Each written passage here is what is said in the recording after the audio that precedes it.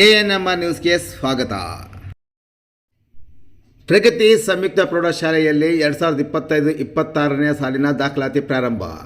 ಚಿಂತಾಮಣಿ ನಗರದ ಎಂಜಿ ರಸ್ತೆಯ ಆದರ್ಶ ಚಿತ್ರಮಂದಿರ ಹಿಂಭಾಗದಲ್ಲಿರುವ ಪ್ರಗತಿ ಸಂಯುಕ್ತ ಪ್ರೌಢಶಾಲೆಯಲ್ಲಿ 2025-26ನೇ ಸಾಲಿನ ಫ್ರೀ ಸ್ಕೂಲ್ LKG, UKG 1ನೇ ತರಗತಿಯಿಂದ 9ನೇ ತರಗತಿವರೆಗೂ ದಾಖಲಾತಿಗಳು ಪ್ರಾರಂಭವಾಗಿದೆ.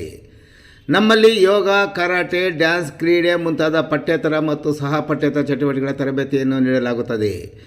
ನಮ್ಮಲ್ಲಿ free school lab, advance computer lab, digital class room, advance science lab ಜೊತೆಗೆ ಪ್ರತಿದಿನ ಮಗುವಿನ ಶೈಕ್ಷಣಿಕ ಅಭಿವೃದ್ಧಿಗೆ ವಿಶೇಷವಾದ ಗಮನವನ್ನು ಸಹ ನೀಡಲಾಗುವುದು.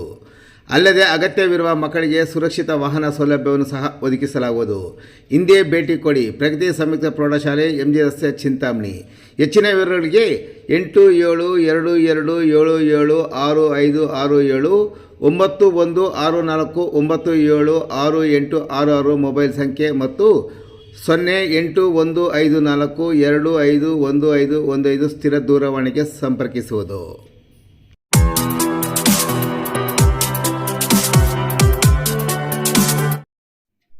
ಆಪರೇಷನ್ ಸಿಂಧೂರ್ನಲ್ಲಿ ಮಹಿಳೆಯರ ಪಾತ್ರದ ಬಗ್ಗೆ ವಿವರಿಸಿದ IRS ಅಧಿಕಾರಿ ಡಾಕ್ಟರ್ ವಿವೇಕ ರೆಡ್ಡಿ. ಕೇಂದ್ರ ಲೋಕಸೇವಾ ಆಯೋಗದ ಪರೀಕ್ಷೆಗಾಗಿ ವಿದ್ಯಾರ್ಥಿಗಳು ಯಾವ ರೀತಿಯಲ್ಲಿ ತಯಾರಿ ನಡೆಸಬೇಕು ಎಂಬುದರ ಬಗ್ಗೆ ಕೇಂದ್ರ GST ಕಚೇರಿಯ ಉಪ ಆಯುಕ್ತರಾದ IRS ಅಧಿಕಾರಿ ಡಾಕ್ಟರ್ ವಿವೇಕ ರೆಡ್ಡಿ ವಿದ್ಯಾರ್ಥಿಗಳಿಗೆ ಸವಿವರವಾಗಿ ಮನದಟ್ಟು ಮಾಡಿದರು.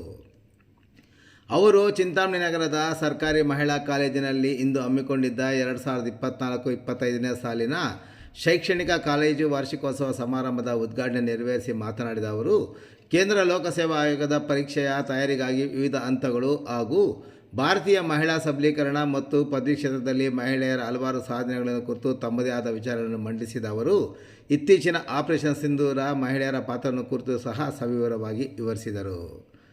ಇನ್ನು ಬೆಂಗಳೂರಿನ ಕಾಲೇಜು ಶಿಕ್ಷಣ ಇಲಾಖೆಯ ಜಂಟಿ ನಿರ್ದೇಶಕರಾದ ಡಾಕ್ಟರ್ ರಾಮಕೃಷ್ಣ ರೆಡ್ಡಿರವರು ಮಾತನಾಡಿ, ವಿದ್ಯಾರ್ಥಿಗಳನ್ನು ಕುರಿತು ಕಾಲೇಜು ಶಿಕ್ಷಣ ಇಲಾಖೆಯಲ್ಲಿ ವಿವಿಧ ಕಾರ್ಯಕ್ರಮಗಳ ಬಗ್ಗೆ, ಪೋಷಕರ ಬಗ್ಗೆ, ಪ್ರಾಧ್ಯಾಪಕರ ಬಗ್ಗೆ, ಕಾಲೇಜು ಅಭಿವೃದ್ಧಿ ಬಗ್ಗೆ, ಮಹಿಳಾ ಸಬಲೀಕರಣ ಮುಂತಾದ ವಿಚಾರಗಳ ಬಗ್ಗೆ ವಿವರಿಸಿದರು.